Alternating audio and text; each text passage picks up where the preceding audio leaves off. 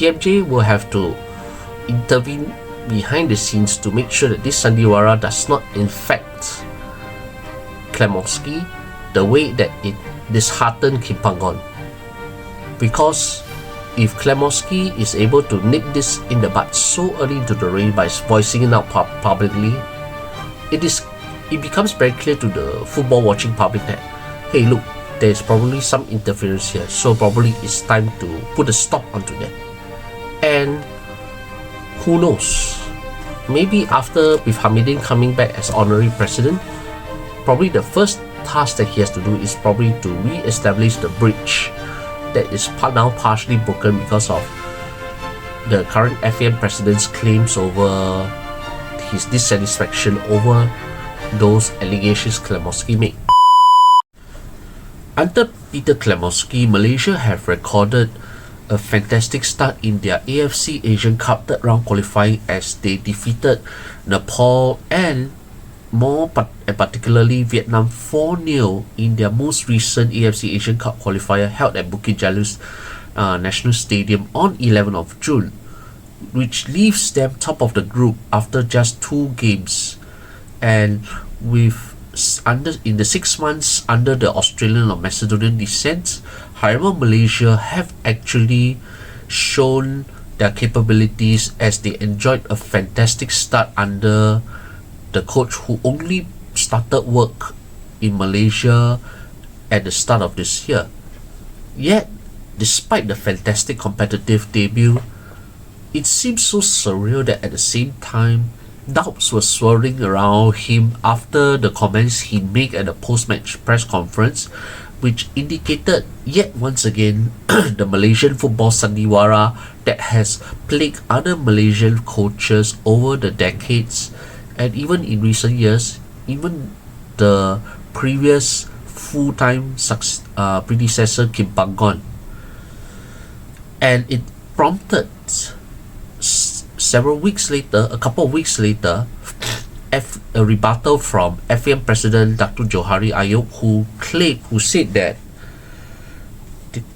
the media and the critics and the fans have to find out from the head coach himself, because as it was quoted in the article on the Star on the 1st of July, this was what he said. From FAM's side, we are doing everything we can to support Harimau Malaya. That much I am certain of. What he said could be speculative. He should be the one to explain. This was in response to what Clamoski actually said, as again quoted by the Star, at a post-match press conference after Malaysia's resounding 4-0 home win over Vietnam. And while alluding his players' success and determination and dedication in keeping their eyes focused on the game in spite of the off-season, there was a huge hint of what has been brewing over those 6 months since he came to Kuala Lumpur to take charge of the Malaysian national team. There are some things internal, maybe a bit of betrayal, some politics, some obstacles we are confronting on a daily basis. If we did not win against Vietnam, it could have turned into an attack. They would have come for us, for me, after TMJ, after me. Suddenly, I would have been a bad coach. They would have gone after the players, all because of a result. Now that we have won, they are going to be our best friends. They will be next to me. That's good, because it means we are uniting as a country. There is a beautiful culture in Malaysian football. I hope the performance and team mentality we are building unites the country and stop the negative games that get played, maybe in the media or internally. And let us put it straight into the point. Australians are known to be straight-talking people, so they're not going to sugarcoat around what they have experienced or seen. And what Clamoski is clearly attempting to do is to nip this particular negative culture or atmosphere that has been lingering in Malaysian football, especially in the national team at the national level, for perhaps decades, where previous national coaches also have to deal with some kind of interference from the officials, particularly those in the FM council or the inner circle of the Malaysian football leadership, which is a bit unsurprising, because what Clamoski is publicly saying after the win is also probably symptomatic of what Kim Panggon had to endure during the 2 years that he has had as the Malaysian national coach, where despite guiding Malaysia to the semi-finals of the ASEAN Championship and helping Malaysia qualify on merit for the first time since 1980, and also masterminded a 3-3 draw, which is the latest Malaysian football classic match in their final AFC Asian Cup Group C match in Qatar, as they ended their campaign on a high. Yet, in spite of all this, Kim Panggon eventually chose to leave in a hurry in June last year. So, 1 year on, after the previous full-time head coach left under a huge cloud, and even though the official reason was also legitimate, where Kim was going to take over his good friend Hong Myong-bo at Ulsan Hyundai, or now Ulsan HD, question marks persist over the particular culture, the particular pressure that he's facing. And Clamoski is saying outright, just 6 months into his reign, because he definitely knows that the politics inside Malaysian football is something of a very different creature, where you probably have high-ranking officials who do have their versions of playing football manager, while Dr. Johari Ayub is not the person to play that kind of game. It is not entirely impossible that one or two other officials in the current council or some influential leader in Malaysian football could be thinking otherwise, could decide to think otherwise, because as the head coach of Harimau Malaysia, he will have a lot of things fed in. He will have heard a lot of comments, a lot of suggestions, a lot of advice that would have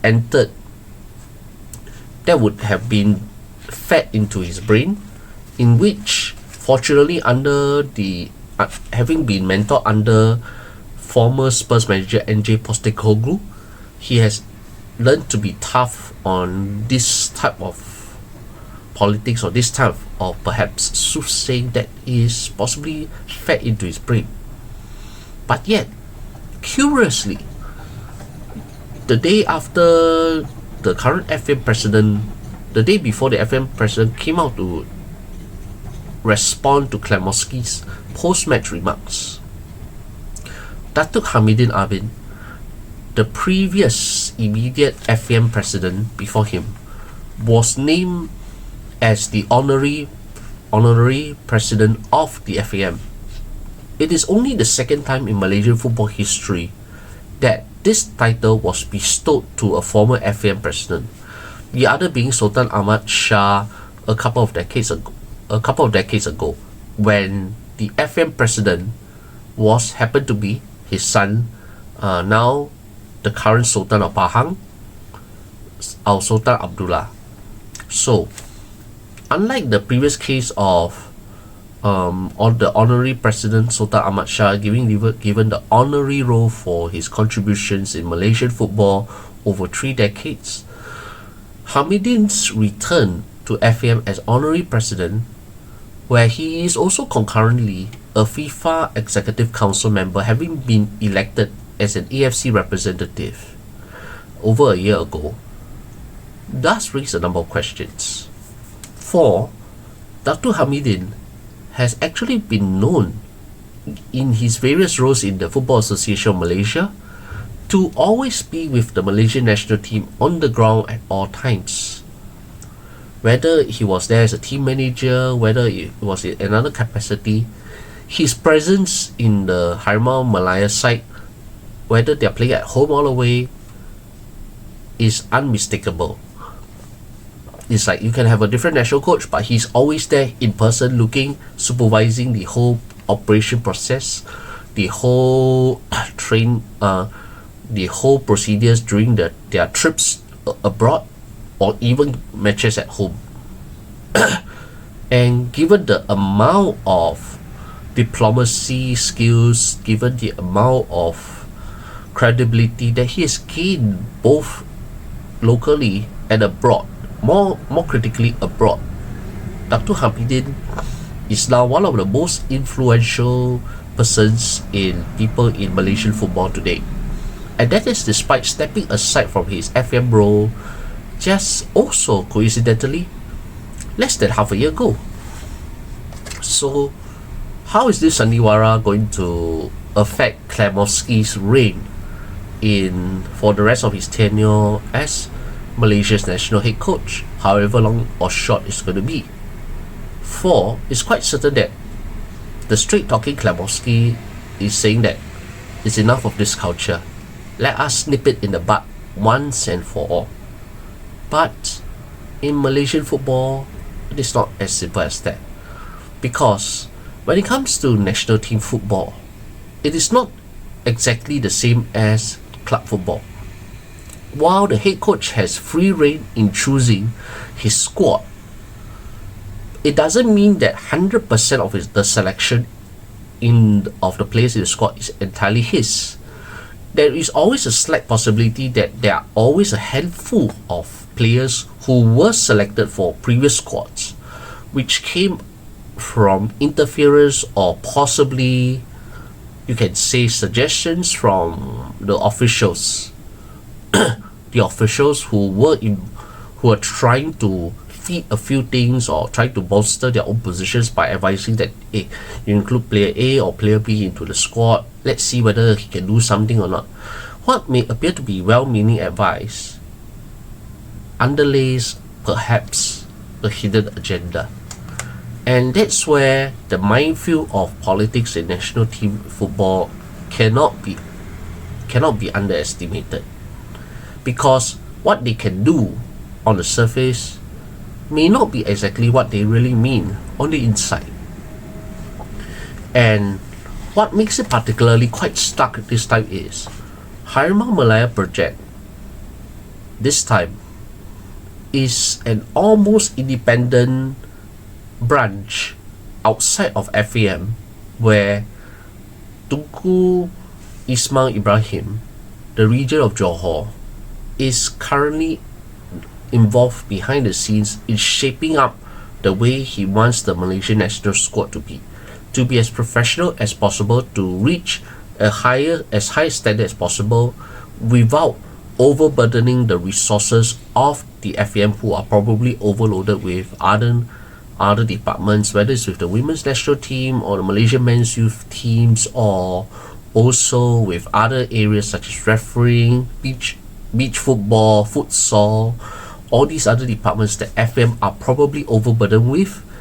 And that in TMJ's credit, he has taken control of this part and assembled quite what we can say is a professional setup in Harimau Malaysia's team so far. From having a proper CEO who has experience in overseas leagues and national football structures, to Clamoski himself, who has proven quite adept in adjusting to the situation, and also the intelligence he has, which is visible in the way how he deploys his players, and also the utilization of the players at his disposal. These are Clamoski's strengths, and already you can say that in spite of the criticisms of the inclusion of 7 new foreign-born players in the Harimau Malaya squad, in general, Malaysian football fans had never have it this good, especially defeating Vietnam for the first time in more than a decade. And standing at the top of the group where only the winners will qualify for the next Asian Cup finals in Saudi Arabia, it is already a more than promising start, and Malaysian football fans will want this to continue. Even though, again, another dark cloud that could be looming the horizon, the inclusion of those 5 foreign-born players, one of whom, John Irazabal, has since signed for Johor Darul Takzim for the upcoming Malaysia Super League season in the 25-26 season campaign. So, what gives? Will we see another indirect battle between TMJ and Hamidin over the control of Harimau Malaya? Because Hamidin, I think he's back as honorary president is because of his FIFA links, because of the connections and knowledge of the deeper workings of the global game as an executive council member. And for TMJ, his revolution in the Malaysian national team as the behind-the-scenes mastermind in setting up the current Harimau Malaya setup, as we know now, is also at the beginning, and is gaining momentum, is gaining strength as he bids to make Malaysia once again a very respectable force in Asian football, to be a winning team that Malaysians want to see again after suffering decades of especially inglorious defeats. I mean, never mind the 0-10 away loss to the United Arab Emirates more than a decade ago. What about the 2007 Asian Cup Finals nightmare on home soil that some people will still have memories of or nightmares over? That was finally erased by the heroics of the 2023 squad that went on to achieve an, what you can say, a thrilling 3-3 draw with regular World Cup qualifiers South Korea. So, when it comes to this behind the scene backroom mechanizations, it may also appear that having Hamidin Amin back in FAM is an indirect indictment on Johari Ayub in his inability to, you can say, contain that widening influence of TMJ and Harimau Malaya. But fans do not care about the politics. What fans really care about is they want a team that they can call their own. They want a team that knows how to win. They want a team that knows how to deliver results. They want a team that knows how to go return to Asian football, at the top of the Asian football on a regular basis after the legends of the 1970s and 1980s, from the likes of Santokh Singh, Dr. So Chin An, the Spider-Man Arumugam, K. Arumugam, or Dr. Muhammad Mukhtar Dahari, and so on and so forth. So we do not know why this Sandiwara is still creeping up after all these years. Despite the apparent reform, despite the apparent movement in trying to professionalize and to make FAM a steadyship, and also rebuilding the foundations of Harimau Malaya under the current setup that is masterminded by TMJ. And by calling it out so early, Clamoski is already exposing the threat of this Sandiwara that is apparently once again attempting to bite that snake attempting to bite the good fruits that the Malaysian national team has produced so far under his charge. And that is something that Clamoski doesn't want it to happen, doesn't want to affect the preparations, doesn't want the momentum of these boys to be affected. But I think behind Johari Ayub's back, a few officials have been quite as greedy as ever. Because these officials who have not done much in Malaysian football may be thinking this is probably their time to exert a bit of influence. That's why I have mentioned earlier, that is why it's a political minefield when it comes to national team football, where players or officials can come, especially high-ranking officials, who will say, hey, can you choose this player for me? Or maybe I understand you want this, you can have 90% of the squad of your own choosing. Maybe you add this other player in here. and you can say the media But the media is actually not really at fault here, because the media doesn't come and tell Clamoski what to do and what not to do. But you never know whether a certain section of the media may have had certain inner workings or agendas when it comes to what they want to see. Perhaps in light of what particularly the Indonesian and Vietnamese fans and media have been talking after that 0-4 thrashing, when the sudden emergence of five foreign-born players making their debuts for Harimau Malaya in that 4-0 win. They are definitely a class above, and Johari Ayub and Clamoski say that they've already done all the due processes in making sure these 5 are eligible to play for Harimau Malaya, and probably Hamidin may have a hand in ensuring these 5 are done. But who is not happy within the FM Council to start all this drama once again? Nobody is sure.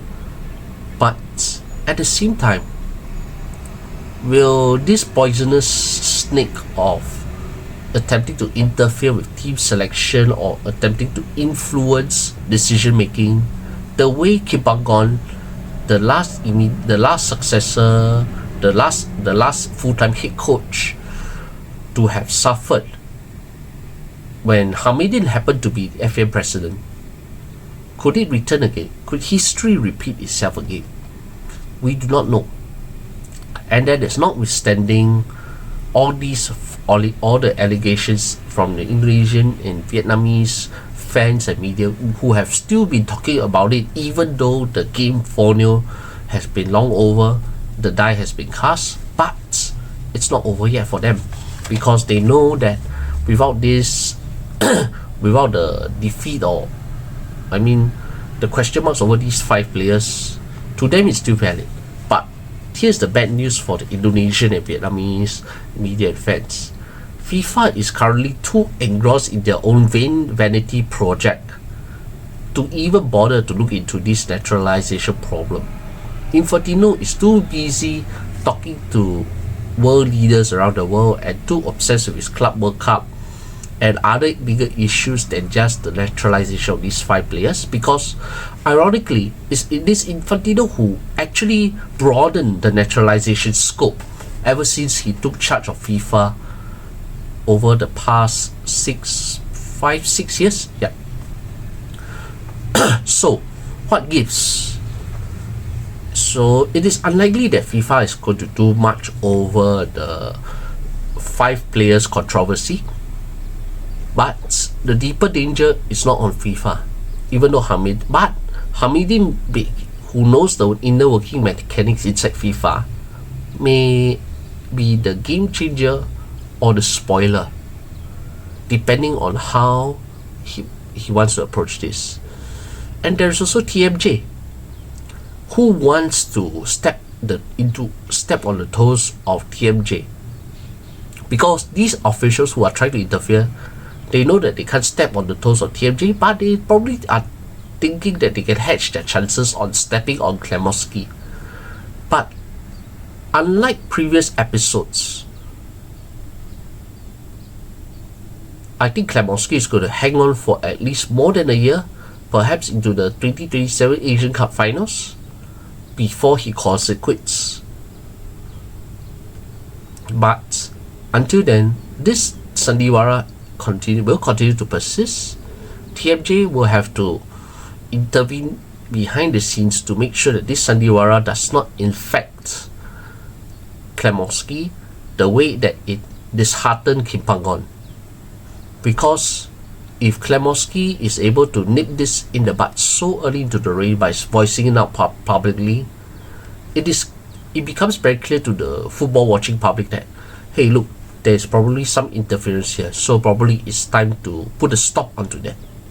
And who knows, maybe after, with Hamidin coming back as honorary president, probably the first task that he has to do is probably to re-establish the bridge that is now partially broken because of the current FM president's claims over his dissatisfaction over those allegations Clamoski made.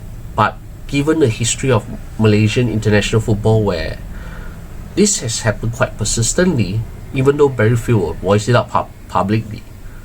And given that international football squad selection is always, in a sense, a political minefield, never rule anything out. Because unlike Kim Bagong, who is tolerant enough to keep riding on it, to keep working through those difficult moments, even with interference in the starting 11.